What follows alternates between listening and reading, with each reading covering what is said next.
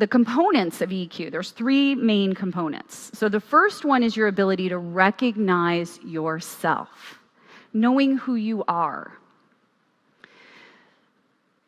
So knowing your strengths and also knowing your weaknesses, knowing your personality type or your communication style, knowing your moods and being able to communicate those moods to others. And there's also a component of this called social self-awareness, how connected to the way I think I am, the way other people see me. Working with an employee one time, we have assessments that we use on EQ, and I was debriefing one of the assessments not long ago with an employee. And I was going through the results, and his scores weren't high. He had a couple of areas, in fact, that he was relatively low in. And he said, I'm just so disappointed with these scores, and it's really bothering me, and I really want to work on this. And so I said, well, let's look at them in more detail and understand what it's telling you. So we dive into them, and he's still lamenting over how low these scores are and how upsetting it is. And finally I said to him, now, remember this survey was taken by you, not anybody else. And he's like, yeah. And I said, so basically this is feedback from you to you. But we're so sensitive to feedback, we don't even want it from ourselves. So the second component of EQ, that's the recognizing piece. The second piece is reading people and situations accurately. So it's being able to plug in to what's happening and connect to people from their perspective. And so what I had to learn was to do a better job, to listen, to try and understand somebody else's perspective. Now, you don't have to agree with it, but you have to try and at least appreciate where they're coming from. And then the third R, the third piece of emotional intelligence, is responding, choosing responses that are appropriate for that audience or person that you're talking to. So it's adapting yourself to others instead of kind of a one-size-fits-all approach. And the other thing I've learned through this whole experience is it is sometimes our greatest strength that without that filter of EQ, reading and responding appropriately can become our biggest weakness. The very same behavior in one situation might be very appropriate, in another might be the worst thing you could do. So it's recognizing, reading, and responding. Now, there are three almost like legs on a stool. You cannot do with one or even two of them. They don't compensate for each other. You can't have a ton of empathy and reading and not use your self-awareness and self-control.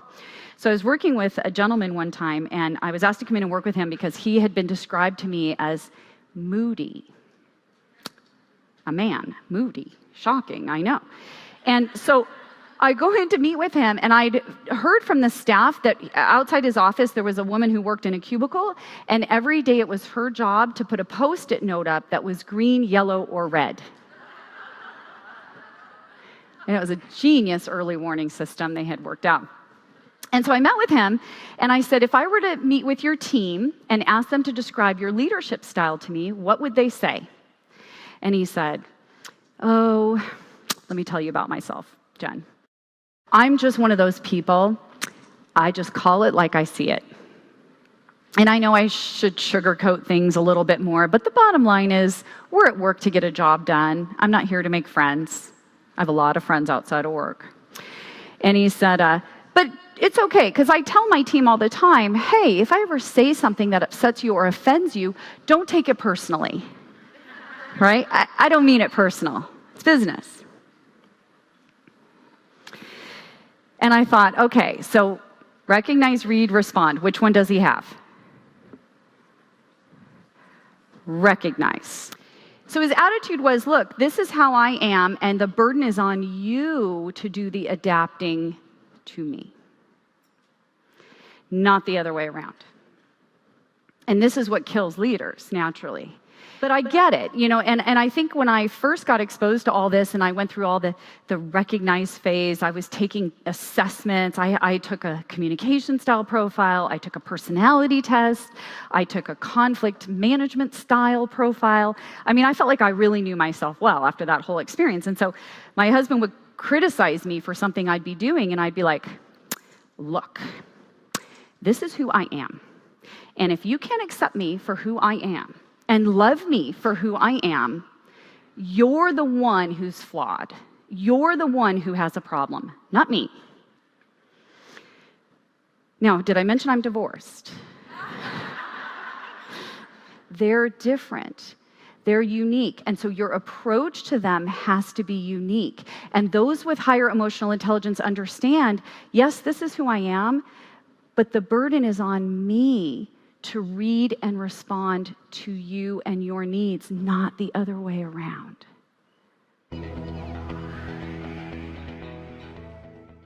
So optimists have a positive attitude. They assume the best. Pessimists, of course, tend to assume the worst. I was at home in Boston this week at a meeting, and I walked in, and it's been beautiful in Boston for October. It was like 70. And I walked into this office, and there was a receptionist there, and I came in and I said, oh my gosh, it is so beautiful outside. And she goes, yeah, we're going to pay for it this winter. Speaking of pessimists, let me tell you about my mother. So when I was younger, I think I was like 25, 26 years old, I was living in the Twin Cities, and I had an apartment, and I was coming down the stairs and not paying attention, and I missed the last step and fell and broke my ankle. I'd never broken a bone before that, so I go to the hospital, I get a cast, I come home, I call my mother, who's in California, and I say, well, you're not going to believe what I did. I fell down and I broke my ankle. She says, first thing she says to me is, great, now you're going to get arthritis. And I was like, I am? When am I going to get arthritis? And she said, like when you're 70. I was 25 years old. I'm like, thanks, Mom.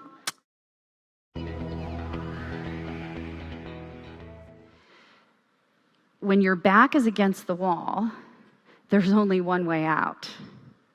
And if those things had not happened to me, if that struggle had not happened, I would have never known what I was really capable of. I never would have been here today. And so as much as I wanted to hate those struggles, I've understood that I've had to have them in order to realize my full potential. And it's uncomfortable. It has taken a lot for me to get where I'm at. And that is the thing. If you wait until you're comfortable, you'll never do it. So you need to start asking yourself, what are the things you've been waiting to do because they have felt uncomfortable? And what could be waiting for you on the other side of that comfort zone? Because with risk comes confidence. Your confidence only comes after you're willing to take some risk.